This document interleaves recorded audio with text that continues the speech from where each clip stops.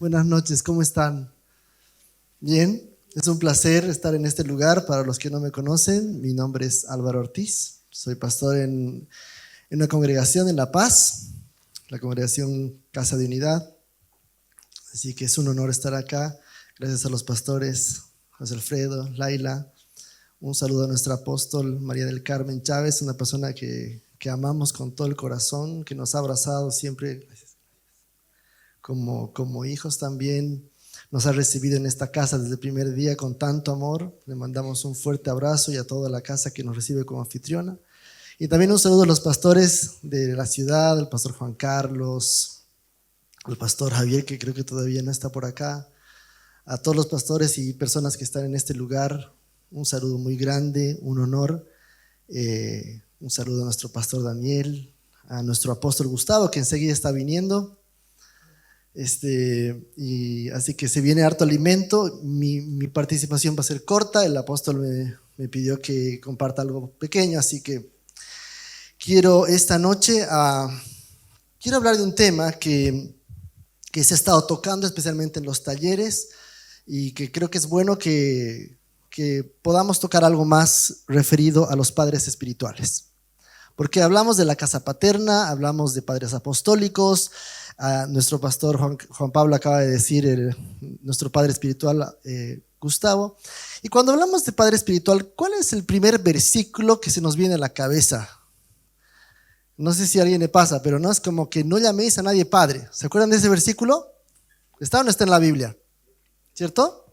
Vamos a hablar de eso, pero quiero ir por partes hasta llegar a ese punto y explicar por qué sí podemos considerar a los padres espirituales. Y el propósito de este tiempo de compartimiento que a mí me toca es precisamente animarles a ustedes a que puedan considerar, orar al respecto, porque en verdad nadie está obligado a llamar padre a nadie, ni reconocerlo, así como tampoco estamos obligados a reconocer un apóstol o un pastor o un profeta.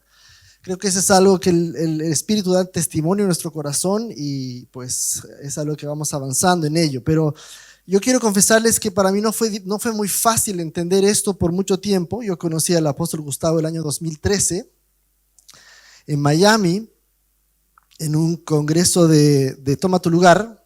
Yo había viajado allá, creo que era por junio, me parece, viajamos con Fernando. Y entre los oradores estaba el apóstol Gustavo Lara. Entonces yo como que dije, un apóstol, bueno, ya, ni modo, ¿no? Pero vamos, porque me gusta Marcos Brunet. Y llegamos al evento en un hotel allá en Miami. Era un evento más o menos la misma cantidad que ahora estamos nosotros, ¿ya? Ahora un evento de Toma tu Lugar debe reunir mucha gente, pero en ese entonces era poca gente. Estoy hablando de 10 años atrás. Y de repente veo entrar a Marcos Brunet y entraba con una persona que parecía su ayudante. Y era el apóstol Gustavo. Yo no podía creer y decía, no puede ser que él sea el apóstol. Porque no podía ser una persona tan humilde. Yo había conocido apóstoles muy orgullosos, que yo había estado en lugares donde al apóstol se lo tenía pues en un estándar muy alto, donde se lo honraba mucho, donde tenía un auto especial, donde se lo trataba con cierto nivel. Y ese era el entendimiento de un apóstol. Y bueno, Laila conoce mejor que yo esos ámbitos porque ella ha experimentado más de cerca, ¿no? Entonces, la experiencia fue especial. De ahí en adelante empezar a conocer al apóstol y reconectarnos en el año 2017 acá, en esta casa. Y ya recién, yo creo que el año pasado, yo pude reconocer su paternidad espiritual. Les voy a explicar por qué. Yo quiero decirles que esto se ha estado hablando, el apóstol ha hablado de una manera impresionante estos días, especialmente las sesiones de la mañana. Y una de las cosas que ha quedado bastante claras, y espero que así haya sido, es el tema de la representatividad. Dios se dio a conocer o se da a conocer a través de su Hijo y utiliza representantes que lo expresen. Entonces, fíjense los representantes. En primer lugar, Dios pone en la tierra ¿a quién? A Adán. ¿Se acuerdan de Adán? Adán no solamente era el varón, también era la varona, ¿no es cierto?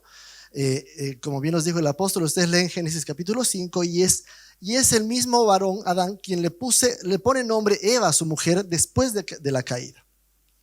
Pero Dios pone a Adán, varón y varona, como representantes de Dios a gobernar la tierra, ¿sí o no?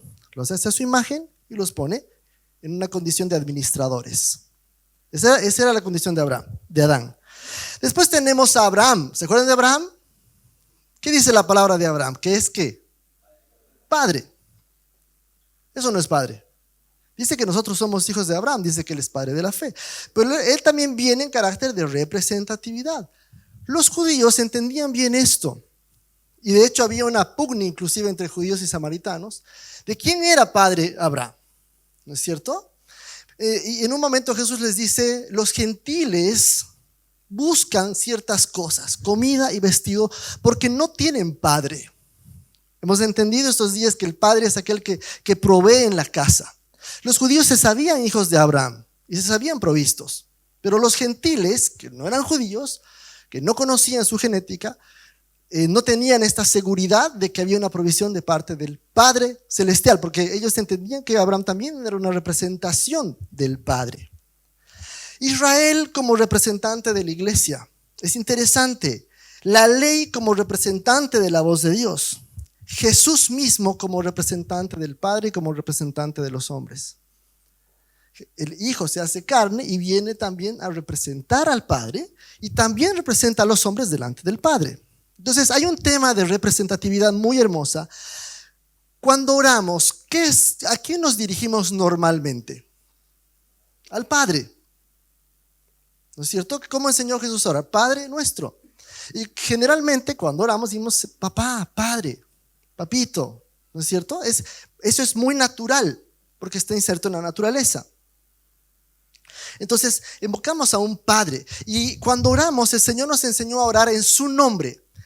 Eso quiere decir que no era una varita mágica, que yo utilizaba el nombre de Jesús para que en el nombre de Jesús, yo me acuerdo, y ahorita voy a hablar también de mi mamá, que sí, mis papás han sido padres que nos han educado en la fe, yo los agradezco, pero yo me acuerdo que nosotros hacíamos motocross y en el nombre de Jesús que no se caiga, y en el nombre de Jesús que no pase algo malo, ¿no? Entonces era como la varita mágica, no sé si se acuerdan de esa serie hechizada que movía la nariz y pasaban cosas. Y a veces queremos usar el nombre de Jesús de esa forma. Pero el nombre de Jesús es para usarlo en carácter de representatividad. Si voy a orar al Padre, oro en representación del Hijo. Yo no puedo orar lo que a mí se me ocurre. Yo tengo que orar lo que el Hijo está orando. ¿Cierto? Porque hay un tema de representatividad. En este contexto, cuando hablamos del reino, la gracia y el apostolado, nos conecta con la paternidad. Por eso es que este tema se ha tocado y el apóstol ha entrado bastante profundo, ha dicho cosas que si ustedes escuchan la grabación son muy profundas y de mucho desarrollo.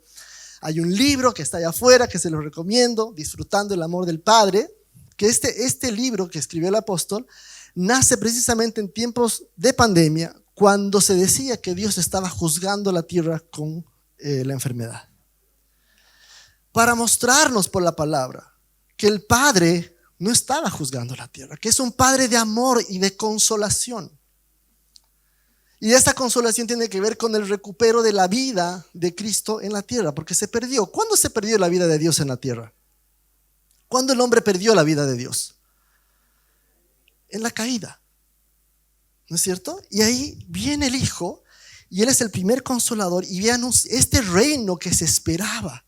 Tenía que ver con el recupero del gobierno de Dios. Qué hermoso lo que se nos ha dicho. El reino de Dios está conectado con un Padre. La relación que Dios establece con la iglesia y con toda la creación es la de un Padre. Él viene y se vincula con nosotros como Padre. Su gobierno es de Padre. Cuando Jesús presenta el evangelio del reino, presenta a un Padre. Mateo 4:23, si me acompañan. Y aquí mi amigo Ever. Gracias, amado, porque Él nos ayuda tanto. Es hermoso tener acá el versículo. Dice: y recorrió Jesús toda Galilea, enseñando en las sinagogas de ellos y predicando el evangelio ¿de qué? Del reino. Y sanando toda enfermedad y toda dolencia en el pueblo. ¿Qué es lo que los judíos esperaban del Mesías? ¿Qué era el Mesías para los judíos? ¿Qué tenía que ser? Un rey. El Salvador era un rey. Ellos esperaban que venga un rey que se siente en el trono de Jerusalén. ¿Sí o no? ¿Por qué no lo reconocían como el Mesías? porque no veían que Él se levante contra Roma, porque no establecía un reino político, porque ellos querían ver otra vez el reino de Israel en la tierra. Y no entendieron que este reino no es de este mundo, pero que sí se expresa en el mundo y gobierna en la tierra, pero desde otra naturaleza. Pero ellos esperaban esto. Mateo es muy importante porque Mateo está dirigido principalmente a una mente judía. Por eso es que cita mucho el Antiguo Testamento, cita mucho las profecías para mostrar que Jesús era verdaderamente el Mesías prometido. Y él empieza a predicar el evangelio del reino. La buena noticia, el evangelio era una buena noticia. Los romanos también tenían un evangelio. Cada vez que conquistaban un reino y el reino entraba bajo el gobierno del emperador, ellos anunciaban que Roma ya tenía el control y esa era la buena noticia para los romanos. Ese era su evangelio. Para los judíos, el evangelio era que el Mesías había llegado. Para nosotros, el evangelio es que Cristo ha venido y ha devuelto la vida de Dios en la tierra y ha venido a gobernarnos. Él no ha venido simplemente a salvarnos de algo malo, no ha venido a llevarnos a un lugar que se llama cielo, que es fuera de la tierra. Él ha venido a gobernarnos. Él ha venido para ser rey. Entonces, este evangelio del reino nos presenta a un padre. Empieza Mateo 4, Jesús predicando el evangelio del reino. ¿Ustedes se acuerdan cuáles fueron las primeras palabras de Jesús? Que eran parecidas a las de Juan el Bautista. Arrepentíos porque el reino de los cielos se ha acercado. El reino de los cielos se ha acercado. Y más adelante dice, el reino ya está aquí. Si por el dedo de Dios echó fuera a los demonios, el reino ha llegado a ustedes. Y en un punto, cuando envía a los 72, él dice, vi a Satanás caer. Porque el gobierno se le había entregado a Adán. Y cuando Adán cae, ¿a quién le entrega el gobierno? A Satanás. Pero viene el Señor, se hace carne y como hombre recupera el gobierno para Dios en su calidad de hombre. Porque, ¿saben una cosa? Dios nunca perdió soberanía sobre la creación. David lo sabía. David escribe en los Salmos que él era soberano, que él era rey de toda la creación. El que había perdido la administración era el hombre. Y esto se recupera. El reino llega con la encarnación del Hijo. Y después de la cruz es pasada a la iglesia. Entonces, Mateo 5:16, un poco más adelante, cuando él empieza a predicar el Sermón del Monte, que entendemos es la constitución del reino de Dios y que debe ser desde el Espíritu, eso ya lo entendemos ahora, pero cuando él le enseña, todavía no se sabía cómo se iba a administrar esto. Dice esto, Mateo 5:16. Así alumbre vuestra luz delante de los hombres para que vean vuestras buenas obras y glorifiquen a vuestro Padre que está en los cielos. Presenta a un Padre, presenta el reino y en ese contexto presenta a un Padre. Nos decía el apóstol, no presentó a un rey, ¿no es cierto? No presentó otra cosa, sino presentó a un Padre. Y empieza a hablar del Padre. Esto no era común en Israel. En Israel se hablaba de Jehová, Jehová de los ejércitos, Jehová poderoso, se hablaba de Elohim, del Eterno. Pero no era común que se hable del Padre. Y empieza a hablar de vuestro Padre, su Padre, el Padre, el Padre, el Padre, el Padre. Y empieza a presentar al Padre. Y el que me ha visto a mí, ha visto al Padre. Yo he venido para hacer la voluntad de mi Padre que está en los cielos. Y esto empieza a irritar a los religiosos. Porque decían, si este es el Mesías, ¿por qué no está haciendo lo que esperamos que haga? ¿Por qué no nos está librando de lo que nosotros queremos? Porque a veces queremos eso de nuestro Señor, ¿no es cierto? Que me libre de la situación económica, que me libre de la situación familiar, que me libre de las presiones. ¿Cuántos de aquí no tienen presiones? Si hay alguien, por favor, que ore por mí. Porque venga a ministrarnos, yo puedo parar acá. ¿No es cierto? Queremos un Mesías a nuestra medida. Pero él presenta a un Padre. Qué hermoso, presenta a un Padre. Y él se presenta como hijo, como representante del Padre. Jesús se presenta como representante del Padre. ¿Saben lo que es Padre en hebreo? En hebreo Padre es la palabra Ab, porque Abba es papito. Y Abbe es Padre, que quiere decir fundador, originador, cuidador, Señor. Es la fuente. Él es de donde salimos, es la fuente, el origen. Eso es Padre. Aquí hay un padre que yo honro mucho, que es don Fernandito Peró. Conocemos a sus hijos, ahí está Vivi, ¿no? Que son padres ejemplares maravillosos. Hay varios acá que podría nombrar, pero son padres que han sido originadores, cuidadores, han provisto ámbitos, ecosistemas, como hemos escuchado estos días, de mucha salud. En griego es la palabra, entre otras cosas, arquetipo. Arquetipo. Y viene del griego arque, que es fuente, principio u origen, y tipos, que es impresión o modelo. Es el patrón ejemplar del cual se derivan otros objetos, ideas o conceptos. Es el modelo perfecto. Eso es arquetipo, el modelo perfecto. ¿Quién se presenta como modelo perfecto? Jesús, Jesucristo. Puestos los ojos en Jesús, ¿no es cierto? Él es nuestro arquetipo. Entonces, fíjense qué interesante. Jesús viene como hijo y en representación del Padre. Y ahorita vamos a ver algunos versos. Jesús les dice, lo que les contaba, ¿no es cierto? Mateo les dice, ustedes no se preocupen porque van a comer o que van a beber. Esas cosas se ocupan los gentiles. Hasta ese momento, qué comer y qué beber eran consideradas bendiciones. Aquí Jesús empieza a cambiar ciertos conceptos y les dice, esas son cosas. Eso está provisto por el Padre. ¡Wow! Si nosotros estamos en una situación complicada, quizás económica, quizás familiar, tenemos que saber que eso tiene que ser un tiempo, pero que nuestro Padre, en su administración, Él va a proveer para lo que nosotros necesitemos. Y puede ser que sea necesario que pasemos ciertos tiempos difíciles. ¿Cuántos de los papás que están acá no han disciplinado a sus hijos? ¿O les han dado todo muy fácil? ¿Qué pasa si un papá le da muy fácil las cosas a su hijo? ¿Qué hace? Lo malcría, lo malacostumbra. Un buen padre tiene que hacer la tarea más dura, que es la de disciplinar. Una tarea que nos cuesta, personalmente me cuesta mucho. Tengo 3 hijas y no es fácil, ¿no? Y fíjense cómo Jesús también aparece en la representación de padre. Juan capítulo 14, versos 16 al 18. Dice, y yo rogaré al Padre y os dará otro consolador para que esté con vosotros para siempre. El Espíritu de verdad, el cual el mundo no puede recibir, porque no le ve ni le conoce. Pero vosotros le conocéis, porque mora con vosotros y estará en vosotros. No os dejaré huérfanos, vendré a vosotros. Todavía el Espíritu no estaba en ellos porque Jesús todavía no había ido a la cruz. Mientras Él no fuera a la cruz no había un cambio de pacto y la relación con el hombre todavía era desde afuera. ¿No es cierto? Entonces cuando Él fuera a la cruz venía el Espíritu de verdad. Y aquí es interesante porque si no los iba a dejar huérfanos, Él viene en representación del Padre y el Espíritu también nos da paternidad. Por eso es que el apóstol nos decía que el Padre espiritual lo que hace es lleva a los hijos espirituales al gobierno del Espíritu.